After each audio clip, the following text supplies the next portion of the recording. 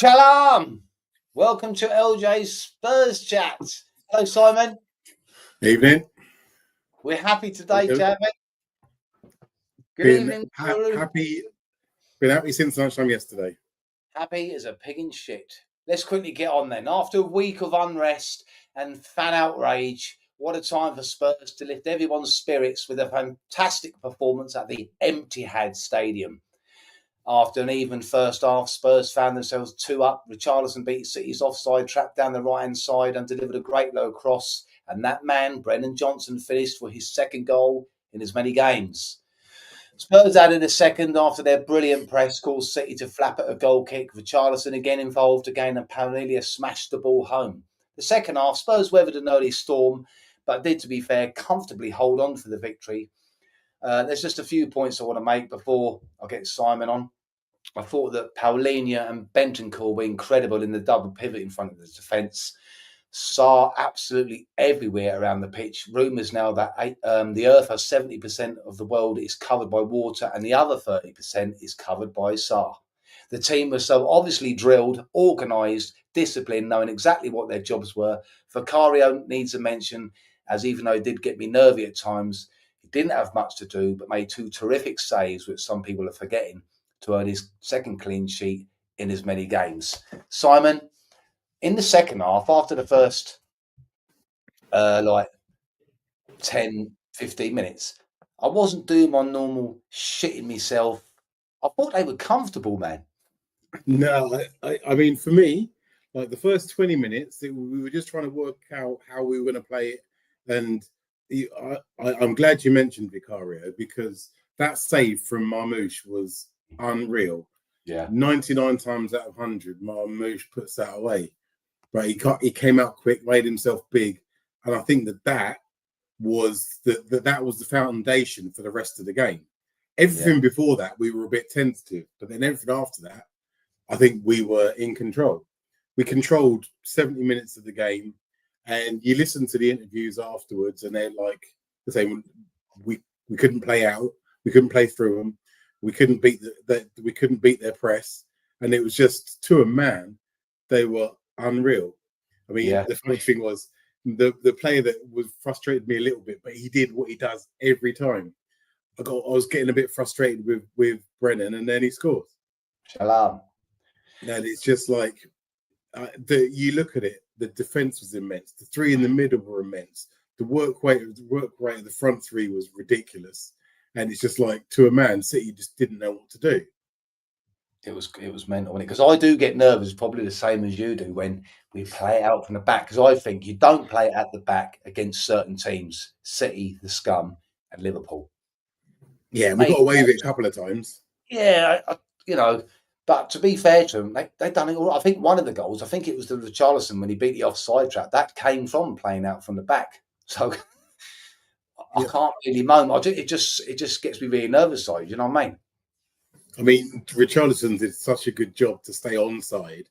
Yeah, because it was literally touch and go. I mean, I saw it and I was like, was he on? Was he off? But they could, that thing they do when they let the play run and then you score and then they flag it and you think, well, but I'm glad. I mean, this time I'm glad they did it.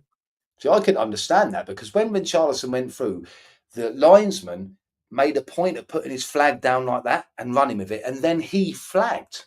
And I thought, wait in mind, mate. And it was only his arm was offside, but they're saying now that you can't score with your arm. So it's on the side anyway. A great finish as well, because it was just about to get clattered. Yeah, I mean, and it was a great finish. And then the press. Before we talk about the second goal, the fact that the keeper probably shouldn't have even been there for the second goal, but I mean, ultimately he gave us the second goal, so we'll let him off. But I thought that was a foul on Kudus, and he handled it as well outside the area as well. And the ref, they didn't give anything. And you just think, what the hell are you seeing? It looks like it's going to be the same with the old VAR business, because I don't know how they can not give them, to be honest with you. Do you know what I mean? I really don't. But the press, I mean, Sarr for that press, he was unreal. He saw it. I think because he does the double pivot side in front of the because we was all surprised, weren't we? We all thought he was going to go to the PSG thing. He didn't. We played forward to back, played the double pivot. He basically gives license for Sarr to just go everywhere, and he was everywhere, wasn't he? Everywhere. Absolutely everywhere. We're going to But miss him. it's He's going to like- be off the AFCON Cup, you know. The thing is that the other two gave him the license to do that because I mean everyone's talked about Palhinha, but to be honest, Bentancur did his job as well, and he was just as effective as Palhinha. I thought Palhinha, brilliant, man. Yeah, unreal. So I don't want to really signal players out, but I was impressed by little things. Like I was really impressed with Kudus tracking back to help Porro because Porro was in a bit of trouble when he was getting isolated by Marmoush. And I was happy to see Marmoush go off. Definitely. Richie was like he's been like a new player. I mean, everyone's going on about Sarr, and rightly so. But Richie was pressing as well. But you saw the way Jed was defending, and he's still playing not on his natural side, and he defended like a demon as well yesterday. Couldn't beat him, could they? No. He put on his Instagram post after the game, "Bring me your best winger." Yeah. He don't words, you know what I mean? I got Palhinha's stats. You got the goal, 21 out of 26 passes completed, 1 block, 2 clearances, 1 headed clearance, 2 ball recoveries, 6 out of 10 ground duels won, 2 out of 2 aerial duels won, 1 foul won. I mean, on Bentancur, yeah, you're right, he did outstanding. But every time there was like a crunch, last-ditch challenge, it seemed to be Palhinha. And Frank said, or Mickey. Yeah, he did. He said after the game, Thomas Frank, they didn't think he was fit yet. What's he going to be like when he is fit? No, absolute monster. I mean, he is an absolute beast of a man as well. Yeah. Well, Thomas Frank said after. Sorry, go on. I saw him standing next to Mickey, and Mickey's a big man as well, and I think he's bigger than Mickey. It's mental, man. Well, Thomas Frank said after the game, very delighted, extremely proud of the players' performance. It was, I like the fact he's honest in his interviews as well, Sykes. He said it was exceptionally good. The first 35 minutes were fairly even, but with Man City on top. There was a big mental shift in terms of staying in the game, and then we scored a great goal. Second half, we were very good. We were very aggressive in the high pressure, very front-footed, with the mindset to go for the 3-0. The clean sheet makes me very happy. It's a big thing we've been working on. The defensive side of the game. You need top mentality to win games like this. On transfer activity, he said, we got a few questions about the transfer market yesterday, lots of why nots and what ifs. But what is 100% sure is we have brought 2 top-class players into the club in Palhinha and Mohamed Kudus. Both performed very well. Palhinha, wow, he's definitely helping the team. A very honest assessment, that, to be fair. Yeah. Because the City was bossing it, weren't they, for the first half hour? This is the thing, like someone with Palhinha's experience, because all we keep doing is buying potential. And for a change, we brought in a 30-year-old who's been there, done it all, and can kind of tell you a bit about what he's supposed to be doing. And he can kind of be that leader on the pitch. And I think we probably needed, we don't need loads of them, but just 1 or 2. Yeah. And I think that he's settled in really well since he's come. Well, as you know, all over social media, Spurs fans are still like they will moan at something. And I saw a few, because I wasn't going to dig his stats out, but I saw a few unbelievably moaning about Kudus, right? Because he didn't go past play, etc. But his stats was he still created a chance, 3 out of 5 successful dribbles, 2 out of 3 tackles won, 6 ball recoveries, 7 out of 11 ground duels won, 1 foul won. So that says to me that even though he might not be having his best flair game, plus we're playing Manchester City away, that's an outstanding performance, isn't it? I think that if people thought that Kudus had a bad game yesterday, they're absolutely retarded. Yeah. Because he covered every blade of grass down that right hand side, and he was tracking back faster than like sprinting back, and the number of recoveries he did and helped Porro out no end on that side. Yeah, because I mean, in the first half, Marmoush was giving him all sorts of trouble. He was, yeah. Because just want to ask you about all, not just about the performance, but doesn't this performance show you, Simon, that surely Daniel Levy must back this manager and give him the tools, to give him the chance to get this squad to be able to play like this on a consistent basis, because at the moment the squad is just not big enough. No. Once we go to 3 games a week, we're not going to be able to play with that intensity, are we? No.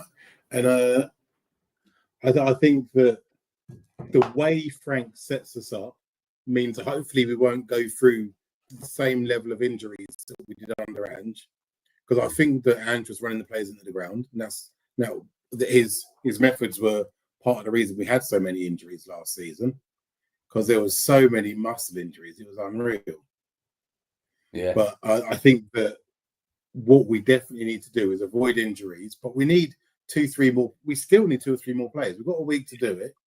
And I'd say the minimum we need in is 2. Yeah, that's what I said, 2. We definitely need a number 10. We can't go into the season and close the window without having got a number 10. We still need another attacking player. I mean, you look at it, and Madders is out, Decky is out, we've sold Sonny. So you look at that, and you think we have to have at least 2 to cover that off. I agree with you, 100%. What about, we seem to say this after every game, I call it a Brennan Johnson scenario. It's unreal. He was the player I was. There was 10 players on the pitch that I was just like over the moon with, and one that was just frustrating me. Yeah. But he did what he does. Yeah. He frustrates for 85 minutes of the game, and comes up with the goods when you need him to. I mean, that run. No, he blindsided the defense because no one saw his run coming. Is that enough to keep him in the team? If he keeps doing that, a goal every game, probably. I mean, it's a really weird one. You don't want to cuss him, do you? But then he keeps popping up and scoring the goals. The thing is, until we've got someone more effective, that he is the best we've got. Because what do? Do you put Tellin in his place? Do you put Odobert in? No, they're not better than him. So at the moment, we haven't got better than him to replace. I thought Odobert done all right when he came on. Yeah, he was all right, but he's still not where he needs to be. Not as far off it as Tell, but they're not where they need to be. I'm going to come on to transfer things in a minute, but one of them is Odobert is they're apparently in talks with Roma over a £20 million bid. But I'd rather keep him for that. But if you're going to sell him for that, wouldn't you? To be honest with you, and unless we're getting our money back on him, and we've got someone else lined up to replace him, then no, it's just a straight no. Yeah. On to transfer news, Ensai. Spurs are going to bid close to 75 million, but now City say they want closer to 80. So reports I've seen tonight, I thought I'd double check before I come on here. It's like Spurs are now relying on Savinho to push through this move, which apparently he is trying to do. He wants to come. But I can't see Levy going to 80, can you? No. I mean, to be honest, I'd be surprised. I said when they said the number was 70, I've said, well, that's done then. Levy ain't going to 70. I mean, whatever number it is now is going to be the most we've ever spent on a player. I think he's worth it, though, side, don't you? I think it'd be brilliant if we had Savinho on the left-hand side. I mean, this is the thing. I don't think Levy can stretch to what they're after. But I'd be intrigued to see if he does stump up the money, because we're getting closer to the end. And if they pulled in Savinho and one of the other 3 that there seems to be a cycle of 3, which is Paz, Kanous, and Akliouche, and it seems to be those are the 3 that are the most likely for the number 10. If they brought in Savinho and one of those 3, I'd say they've done all right. Yeah. See, another name what has crept up over the last few days is Lucas Paqueta from West Ham. My opinion is, I can't really see it. Yeah, I can't really see it happening. But West Ham need the dough, right? And this is just my opinion now, yeah. They wanted Basuma. So if Spurs were to, and don't forget that Potter worked with Basuma at Brighton. So if they offered Basuma and 20 million, I think West Ham would go for it. but I don't know. I can't really see that going through unless they offer Basuma in the deal, can't you? You know what I mean? I mean, at the moment, Paquetá is their best player, but he scored their only goal in a 5-1 mauling that they got this weekend, and he was kissing the badge afterwards. Yeah, that means nothing, does it, man? I don't know. It's like, why go out of your way to kiss the badge? It's like trying to say to the fans that I'm committed to this shit. Would you want to stay? If Tottenham came in for you, wouldn't, at the moment you wouldn't want to stay at West Ham. I mean, you're staying on a sinking ship at the moment, aren't you? And if they got Basuma plus a bit of dough, I think it'd help him out. Because he ain't got no dough, from what West Ham fans are saying. I mean, to be honest, Paquetá is, I'd say he's probably at least 30 million plus Basuma to get Paquetá out of there, I'd have thought. Yeah. Spurs are apparently, after all the shenanigans of last week, when apparently Paratici tried to get Kanoos to go to Palace, blah, blah, blah, all that rubbish. Now they want to sign him between 25 and 27 million. To be honest, just because he's from Leicester, people are moaning about this. But again, this is my opinion. I think he's a good player for that price. And he can play in the number 10 role. So in my opinion, if they got Savinho and Kunis, I'll be happy with that. But people are just slagging him off because he's from Leicester. But he is a good player. I don't know if you think that. He was their best player by a country mile last season. Yeah. He looked good against us. And I mean, for me, of the three that are mentioned, I don't know anything about Akliu, so I couldn't say nothing about him. But I'd probably prefer Paz to El Khanous, but I wouldn't be against El Khanous. Well, I think that Paz had an assist and done some flash goal tonight. But the interest from Tottenham is genuine, apparently. A £40 million bid, however, is not true, as no official bid has been made. It hasn't. It is believed that Como 1907 won around 60 to 65 for the young star. Real Madrid have a buyback clause, so various sources are suggesting Madrid will buy the player back, then sell him to Spurs. And this is this mental, right? Also, Madrid have a 50% sell-on clause. Again, this is my opinion, side. With the window in its last, say, 10 days, a deal looks unlikely because it seems so complicated. Do you know what I mean? If they can't get a straightforward deal done in 3 weeks, I can't see it. If that is true and Real Madrid have to be involved in the whole thing, that's not going to happen. No, it's not. Plus, the downside to getting him is he's one, along with Sarr, that is going to go to the AFCON. That I hate the AFCON. I really do hate the AFCON because we will miss Sarr. That is why I want to get Kanoos, to be honest with you, because I know Sarr, he can't play every game anyway. But if he's going to go to the AFCON for a month, that's from Sunday the 21st of December to the 18th of January. You need someone to replace him because Sarr is acting really as a number 10, isn't he, really, at the minute? I know he's everywhere. I mean, at the moment, he's acting like 7, 8, 9, 10, 11 at the moment. I think you're going to need someone when he's out. We needed someone anyway when Madders is out. So I think they're going to have to look at something else because I can't see that deal going through. I really can't. Because it's cheap, isn't he? Which is what I think will appeal to Levy the most. I've just seen another thing flash up here, but I just don't want to believe it anymore. It's saying that Rodrigo? Yeah, Rodrigo's just popped up, yeah. Girona would like to bring Tottenham Hotspur winger Brian Gill back to the club on a free transfer. Listen. At this point, just take him. Yeah, Levy will probably try and get 5 million for him. Just let him go, get him off the wage bill. I can't find that one. It just popped up. It's gone again. That one about Rodrigo.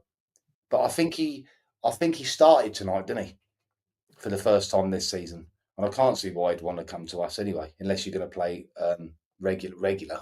The only reason that he'd come to us is because if there's guarantees he's going to play because it's a World Cup year. Yeah. But apparently, from what I was hearing was, it says on here, look, Como wants 70 million euros for Paz. Bloody hell, City want 80 million euros. Well, if City want 80 million euros for Savinho, how much is that? That's well, look, 72 million pounds, isn't it? I mean, look, if they want 70 million euros, that means that Levy will offer him about 45. I think he's going to go in over 70 million pounds for Savinho. This is what I'm hoping. They'll accept it, and then City will go out and buy Rodrigo. But what's 80 million euros? Is that about 72, 73 million pound? Something like that, isn't it? I think he can stretch that, to be honest. I do. You've got to think, please, he's got no choice, has he? Because he's going to get, At the moment, that literally Levy and the transfer market is probably our barrier to success at the moment. Yeah. Just no, I can't find that Rodrigo. Yeah. Because I mean, I think that City then they put up what they thought was going to be an attacking lineup that would be able to cope with us, and then they had a bench that had Bernardo on it and Rodri, and you just looked at it and Foden, and the bench was just utterly bonkers. The players that they were bringing on yesterday made me shit me pants, but the only one that seemed to have an effect for me was Rodri. He's still quality. He had that header which he should have done better. Thankfully, he headed it straight at Vicario. Otherwise, literally his first touch would have been a goal. He's a proper player, though. But that was Man City's strongest team side, and it's away from home. And it's like we got this jinx over him, innit? The Man City fans were saying before the game, so I was looking, they hate it when they play us. It's funny, innit? Some teams have got bogey teams. Just look at the season we had last season, and we went to their place and beat them 4-0. That's mental, man. We only got about 3 decent results all season, and one of them was City, as usual. They've lost. The only time in recent seasons that we haven't got the result was the one where Sonny missed that. He got clean through, and he missed that opportunity. And you had all them Gooner idiots saying that he missed it on purpose, like Sonny would ever miss an opportunity on purpose to try and do something to the Gooners. They're that stupid. They're that deluded that they think that that's how people think. That when players are clean through on goal, the first thought in their mind isn't put it in the back of the net. It's what does this mean to Arsenal? It's ridiculous. They're idiots. It is mental, isn't it, man? But there isn't any other transfer news at the minute. We're just going to have to wait and see, aren't we? But I think if we don't get Sevilla, I mean, there's all that change for Spurs people. They're already planning a big protest, and getting people to send emails to the club and all this. And the club have shot down a couple of email addresses, apparently, because they've been bombarded with them. But I think if they don't get Savinho, they're in a world of trouble, aren't they? Do you think what we did to City yesterday put Savinho's price up? Yeah. I think that whoever we go for will put the price up. 1, because they know we're desperate. 2, because they know they got the money. That's what I think. And City must have thought, hang on a minute, they're a lot closer to us than we finished 3rd last year. If there's a battle for the top 4, selling Savinho makes one of our rivals for top 4 potentially stronger. And also, they don't want him to go, Si. They don't want him to go. It's Savinho himself that wants to go because he wants to play. He knows if he comes to Tottenham, he will play every week. Yeah, exactly. So they need to either play him or sell him. If I was a betting man, what would you say? I don't know. I still think that 50. I still think that they'll stretch it to a point where Levy will just be like, "No, the numbers don't add up. I'm not paying it." He's an arsehole. Sometimes with a player like that, a player with flair, unpredictability is exactly what you need on either side. I would pay 80 million, bang. I'd go in with 80 million, and if he says no, then say bollocks. I would. I mean, this is the thing, like the Eze thing, I'm only going to mention it once. Yeah. But the Eze thing, ultimately, he wanted Arsenal wanted him, and that happened. But there was a point in time where if we'd have just paid the money, he didn't have a choice. He'd already agreed terms. We pay the money that's being asked, and then there you go. the number 10 position, our most critical signing is done. Yeah. They dicked around and I said and that they yesterday. left the door. I agree with you. But from what I've heard since, it probably still won the work side, because apparently the day before it happened, he phoned Lego Ed because he knew the Spurs deal was getting closer and asked him. So I think if he would have gone in there, his agent would have then said to him, look, they finally stumped up the money, Spurs, so looks like you're going there. He would have still phoned up Lego Ed, would he? Yeah, I mean, that's what he wanted. I don't blame him, because it's his boyhood club. Yeah, I mean, that's the funny part of it. They've paid 70 million quid for one of their own academy players. Yeah, so it's cost me what they kicked out. I'm not so bothered about it now, because then when I sat there, I was really pissed off when I came on here, and I was really angry about it. But now I see the ins and outs. I think it was stupid to go from in the first place, because I do believe. I mean, look, tied up anyway. He wanted them, they wanted him, and it was always going to happen.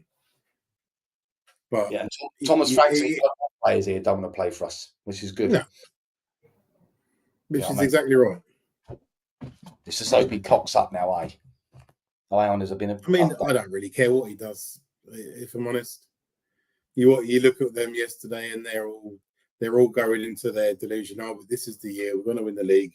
And you hear it every single year, and every single year something happens, and they fall off, and it doesn't happen. So let them get carried away again. I don't really care.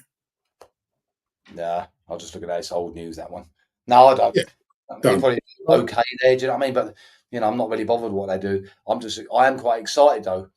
But as I said to you earlier on, they're such a different team under Frank already, and it's so frustrating because you just give the man the tools, man. He said himself, didn't he? We want to do this, we want to do that, we want to compete on all. There's no way this team can compete on even 3 fronts with the squad what they got. I've got to the point with Levy. I mean, I've always been like, look, he is part of the reason why the club is what it is today, but then he's also the main reason why the playing squad isn't what it should be. Yeah, and that's the whole thing. He, as a businessman and as a business, the club is the best or one of the best run clubs in the world. As a football team, he's still miles off. He is, yeah. All right, so we'll keep this quick tonight then. Before we go then, before the end of the transfer window, what do you realistically expect Spurs to have done? I mean, I keep saying the same thing. Please don't say nothing. Two more attacking players over the line. We have to get a number 10. We have to get a decent number 10. Someone who is going to give Madison Decky a problem when they come back. That's position number 1. Priority number 1. Priority number 2 is someone who can actually go up against Brennan and potentially take his place. Because at the moment, Tell and Odobert aren't there. No. So I would say those are the two main things. You look at the rest of it. Get Biss out the door, and see what money that puts in the pot, and see if we can get a third player, perhaps. But it has to be a wide player, a number 10. Get Biss out the door and see what money we can get for him, and then see what a third player. I mean, in something else is going to strengthen this squad, and that's what I kind of want. Is the players that they bring in have to be of the quality to be able to start. I want them to be trouble in the starting 11. But what do you think they will do, Simon? What do you think that they will do, Levy? I think that they'll make one last effort for Savinho, and if that doesn't work, then they'll start to look elsewhere. I guess they're probably going to buy one of the 3. Paz looks like it's too difficult a deal to get done, so it looks like Aklios or El Khanous is probably the most likely. Probably El Khanous because he's probably the cheaper of the 2. But yeah, I just really want them to actually push and get 2 more players over the line at least. Yeah, I think I'm going to put my neck out and say Silvino and El Khanous. Keep faith. I don't know why I keep doing this to myself. I mean, at this point, I'd still push for Rodrigo on a loan. He's the lad's running out of options, and unless he's got guarantees he's going to be playing, he wants to play for Brazil next year. So he wants to be somewhere that is in the shop window for the whole season, and that might not be Real Madrid. So pushing for a loan, and a loan is exactly Levy type thing to do. I know he's got like 200k wages. Daniel Levy, I cannot see, because they want, if it's a loan, right, they want Real Madrid a £30 million loan fee for him. Yeah, well, that's not going to happen. I can't see Levy doing that. Because the last thing I read was that as long as all of his wages were covered, that's all they cared about, which was 205 or something a week. I'll be happy with that. Yeah, I mean, that's what's that, 10 million over the year. I'll be happy with that, mate. And you never know, if it kick on, he might stay. You don't know, do you? But the thing is, with Levy, I don't think he realises, right, Simon, once you've gone and bought the level up, like Polinia and Kudus, you can't really go back down because you get moaned at again. You have to stay at that level you've gone up to, don't you? I mean, look, he's done this to us before. We've got to a Champions League final, and he did literally nothing straight afterwards. So rather than consolidate that position, he just let it all drift. And that was my worry when we actually won the Europa. He's like, yay, success. That's cool. We're where we want to be, so I don't have to do much to this squad. Yeah. And what he doesn't seem to understand is that standing still is going backwards in football all these days. You look at what Chelsea, Liverpool, even Man United, City, Arsenal, what they're all doing, and they're all moving further away from us at the moment. Yeah. You're right there, because even when they lost that Champions League final, I was saying to all my mates at the time, even though we didn't win it, Levy's thinking, my way is working. We were that close away from winning the Champions League, and it made him think even more. You can achieve big things on a shoestring budget. Do you know what I mean? But you can't. But I mean, he committed the biggest crime against us ever by going 2 consecutive windows without buying a single player. Yeah, that was really embarrassing, wasn't it? Yeah, I keep convincing myself that he's learned his lesson, but I don't think he has. But let's see what the last 10 days hold. You know what I mean? Yeah, I mean, I hoped that like Vinay come in and all of that sort of stuff, he was going to push Levy into the background on the transfer side of things a bit. But Levy's fingerprints are all over the cock-up so far. They are, aren't they? Yeah. All right, then, Simon. We'll keep it short tonight, Mesh. Cheers for coming on. And I'm feeling hopeful. Let's just pray. Well, yeah, the next thing is we have to beat Bournemouth next weekend. Yeah. We have to beat Bournemouth and go. I'd like to beat them with a clean sheet. Go into that first international break, 9 points, no goals conceded, and that will be a nice way to go into because what we did last season was we always lost the game before the international break, and you got that sour taste in your mouth for 2 weeks, and then you watch this dog shit England football where you I hate the international break. My god, and you just think, when's real football coming back? And if they was to win that third game, if I was Thomas Frank, I would go to Levy and say, look what we're doing already. You can see the difference, but I'm not going to be able to do this, Daniel, if you want me to challenge on all 4 fronts. I can't with the players, the squad I've got. He needs to say that. Yeah. Doesn't he? But the good thing is that you can see that Frank is prepared to rotate things and change it up and switch it up. And so the good thing was the way he managed those first 2 games. And he put the young lads in against Burnley because he knew that we're better than Burnley. So it gives them a bit of experience, and it gives like the Palinias and the Bentancurs a bit of a rest ahead of the game that you really want them for. Do you think he'll just go with one of the? Do you think he'll go against Bournemouth? Do you think he'll start with like either Bentancur or Polinia? He won't go with both of them, will he? I mean, he has to. I'd say what he probably has to do is rotate the 4, perhaps have one experienced and one youthful. So the thing is, I think he probably still sees Bergwijn slightly higher up the pitch. Yeah. But I think he's good. I think there might be a good time to do it. I don't know. Who would you put there? Would it be Bentancur and Bergwijn, or Bentancur and Gray, or I mean, I think that Gray would learn a lot off of Pellegrini having it next to him, to be honest. Yeah. He'd be shouting at him, telling him what to do and all that, wouldn't he? Yeah. I think he might try that, against Bournemouth.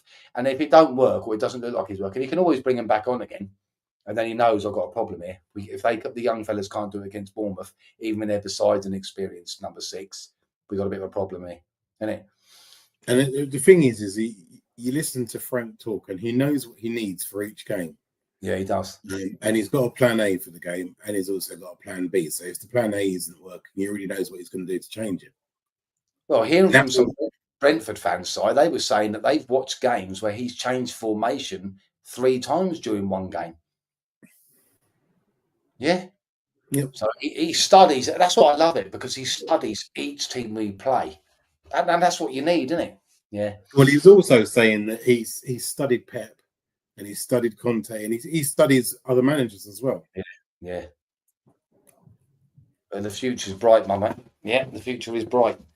All right then, my friend. Thank you. As long as Levy puts his hand in his pocket, the future is bright. It is. It is. Let's pray. Shalom to you all. And come on, you Spurs.